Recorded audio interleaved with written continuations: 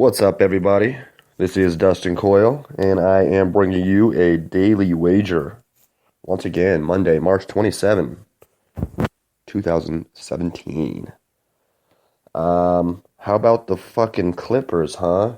Lost me $12 fucking dollars yesterday on a money line, a 12-1 fucking money line. I'm sorry. Luckily, I didn't tell anybody to take it. They lost. They were up by 18 points with 5 minutes left, and they lose by a fucking point. If you listened to my NBA Weekly yesterday, I was bagging on the Clippers before this happened, even though they had that big win over Utah. I was just saying they lose games they shouldn't, like this one. They just don't seem like a full team they're going to need to change to go into the playoffs, like you see here. Horrible game yesterday for the LA Clippers. Really one of the worst games in a long time. Still only a game out of fourth because Utah loses. Oh, actually, no, Utah was idle. And then there's still a game and a half above the sixth place because Oklahoma City loses to Houston. So a good game there for Houston, and not too bad for the Clippers, but they looked really, really bad. Portland and Denver, how about that? They're now tied at the 8th spot, and Portland technically is the 8th seed if it were to end right now. They had a big win over the Lakers in LA last night. Fantastic there. And then how about Boston and Cleveland are now tied for the number 1 seed. Cleveland has the one by percentage points, but they are now at a virtual tie. Boston, 2 more games played and went 1-1. So it's pretty fucking interesting there. And then Washington, 2.5, Toronto 3.5 behind. Atlanta, Milwaukee, and Indiana are all tied at 10.5 back. The 5 through the 8th seed, or 5 through the 7th seed. 7 straight losses for Atlanta, including a loss last night to the Knicks, or to the Nets at home. One of the worst losses that they've had. They actually got blew out by the Nets. Good little set of games yesterday. And let's see, we have 6 games. And how about the Final Four? Did anybody enjoy that? That Kentucky-North Carolina game was fantastic. Oregon looks really good. We got 2 West Coast teams in the Final Four, which I always love, and I believe it's taking place in Phoenix, so we have just a serious West Coast thing going on here. As far as the Final Four is concerned, that was really good. I'll be interested in seeing that next weekend, the finale. But let's talk some NBA. Like I just said, 6 games in the jump today. We're coming down to the wire. I mean, this is going to be the end of the season here. Everybody kind of needs to get their playoff shoes on and kind of be hot going in. I'm always somebody who thinks you need to be, or you should be, if you can, hot going into the break. So we'll see if any or what teams are able to take that jump over the final maybe 10 games or 8 games of the season.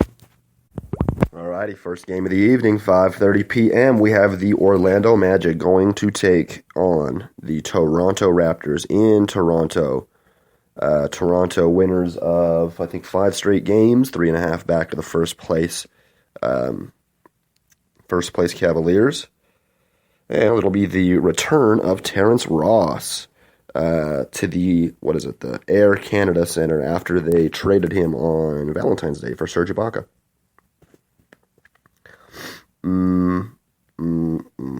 So, again, no Kyle Lowry. The Raptors aren't very good. I mean, the Magic aren't very good. Wow, they have come back to win 19 times after trailing by double digits this year. The Raptors have. They could easily be a horrible team.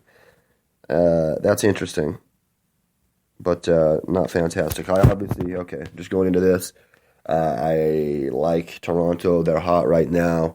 I had them moving up in my top 10, my power rankings the other day. I do think they're going to win the game. Let's go ahead and take a peek at the spread real quick. Let me hit on Bet Online. There we go. Alrighty. Toronto Raptors minus 8.5. I think that's probably pretty accurate. That's going to give us a minus 425 money line. I like that money line. I don't think that the Magic have it in them. I think they're kind of on cruise mode or give up mode, and Toronto's just getting hot right now, playing well as a team. I think Toronto probably wins by double digits, but I don't want to risk my dollars there. Give me a minus 425 Toronto Raptors at home over the Orlando Magic for sure. Yeah, it's a pretty clear one to pick there, I think. No surprises, no surprises. All right, going on to the other 5:30 game. The battling for the 8th spot, Detroit Pistons. 5 games under 500 now. That's not good. They were over 500 a little bit ago. Taking on, I think they're actually 1-8 in their last. That's stupid, but let's just say they are. Taking on the New York Knicks, who have lost 5 straight games in New York. I mean, it's kind of is what it is. The Knicks look horrible. We don't even know who they're going to start. My guess is today, in an easier game, they are going to start Carmelo. Oh, I guess he's questionable. He might not be playing today either. Hernan Gomez has been playing well. Hernan Gomez. I really don't know what I think about this game. I think that the Pistons should probably be favored by maybe 2 or 3. Let's take a look at the spread. We got -2. Detroit Pistons -2. That being said, I don't really see any value in it. I don't know who's going to win this game. The Knicks have a better roster than the Pistons do, but the Pistons are a better team. The Knicks are at home. I don't want nothing to do with this shit. I say stay away from it. Either one of these teams could play well or just play fucking horrible as normal, as of late for them. So I say stay away from this game unless you have some sort of deep unavailable to me. Alrighty, moving on. We have the 6 o'clock game. Great game, most likely. The Cleveland Cavaliers at the San Antonio Spurs. Not much to talk about here other than if we got the players start. We already know who they are. We already know who these teams are. Like I just talked about, the Cavaliers and the Celtics are now tied for the number 1 seed. If the Cavs lose this game, the Celtics are idle today. If the Cavs lose this game, the Celtics will be the number 1 seed. And the Cavs will be the number 2 seed, which will be weird. So let's see here. San Antonio's on a 4-game winning streak. The Cavs are not playing very well lately.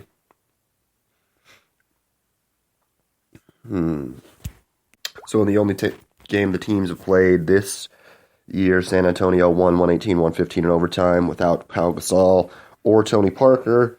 Don't really know what to expect. I would say the Spurs will be like a 3 or a 4 point favorite. Let's take a peek here. San Antonio -5. And that puts a money line at -205, plus 175 for the Cavs.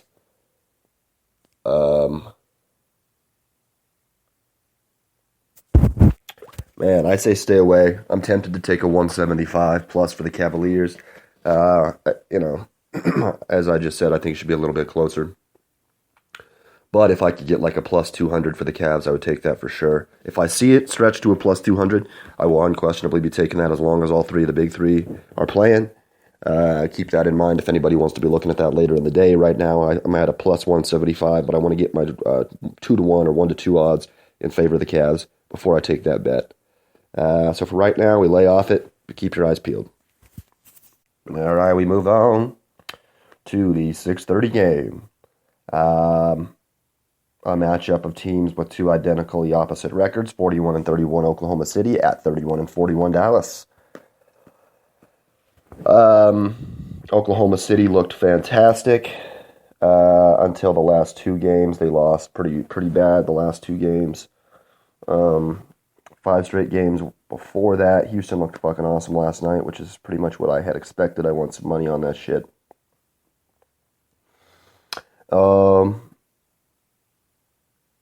Wow, Dallas is 1 loss away from securing its first losing season since 1999-2000. That's crazy. Mark Cuban has never had a losing season as the owner of the Mavericks. That's crazy. They used to be a nobody, and now they're cool. Let's see. I think Oklahoma City, even though they played yesterday, will be favored by maybe 2 to 3 points. Let's take a look at it here. -1, Oklahoma City -1 at the Mavericks. Man, I don't know who to take here either. I normally would like Oklahoma City, but they looked so bad yesterday. And this could be a bit of a trap game because that game was the ABC primetime Russ versus Harden matchup. I think it's most likely they're going to win this game, but I don't have the balls to put the money on it. It's just too difficult to call for me. Dallas has been an underachieving team. We've seen them get good wins all season long against San Antonio and different people like that. Just a scary team there for me if I'm an Oklahoma City fan. All right, 2 more games in the evening. Let's move on. TNT tonight. Is there 2 TNTs? Yes, there are. Doubleheader. The second end of the doubleheader is also a pretty damn good game. We have the New Orleans Pelicans, 31-42, going to Utah to take on the 44-29 Utah Jazz. The Jazz are obviously a better team. I think I had them ranked at maybe 6 or something, 7 or something in my most recent power rankings yesterday. Only a game above the Clip Dips, so they're gonna have to pull some shit together right now. I think they've lost 3 of their last 4, or maybe 4 of their last 5, so they're kind of struggling right now. It does look like Gordon Hayward is going to be questionable for the game. He had X-rays on that knee contusion the other day. I guess it is just a left quadricep contusion. He's okay, but he is going to be questionable for the day. Let's see. Cousins is also going to be questionable for the game. So this is going to be a game that matters quite a bit on who plays. If Hayward and Cousins are available, the Jazz should be a slight favorite. I'd say about a 4.5 or 5-point favorite. But either way, that could go either way. And then, if Cousins plays and no Hayward, I think I like the Pelicans on the money line, or maybe just nothing. It's really difficult to tell. They've played a couple of games already this season, and they've generally been pretty close and pretty low scoring. So, I don't know. Well, I'm not super sure who I like in this game. I hate the injury news. Let's go ahead and take a peek at the spread. Jazz -7.5. Okay, so I thought that was going to be about a 4.5 or a 5-point favorite. Jazz on the money line, 325, a +270 for the Pels. +270. I don't really like it. Man, what was that? 325 for the Jazz, 270 for the Pels. Yeah, I just don't really like the game. Utah, they're too cold right now. The Pelicans are playing well, but it's in Utah. This game's just too tough for me to call. I say stay away from it. It's close to taking a Pelicans +270, especially with a boogie. But it's just the game's too close to me. I'm not super sure what I think about that. All right, and we move on to the final game of the evening and the final game of the show. Last night's heroes, the Sacramento Kings, are back home, and they are hosting the Memphis Grizzlies, losers of 3 straight games. Obviously still one of the better teams, one of the smarter teams in the league. They don't know if they're going to have Marc Gasol tonight, which could be an absolute issue. They're a game and a half behind Oklahoma City for the 6th spot in the West, excuse me.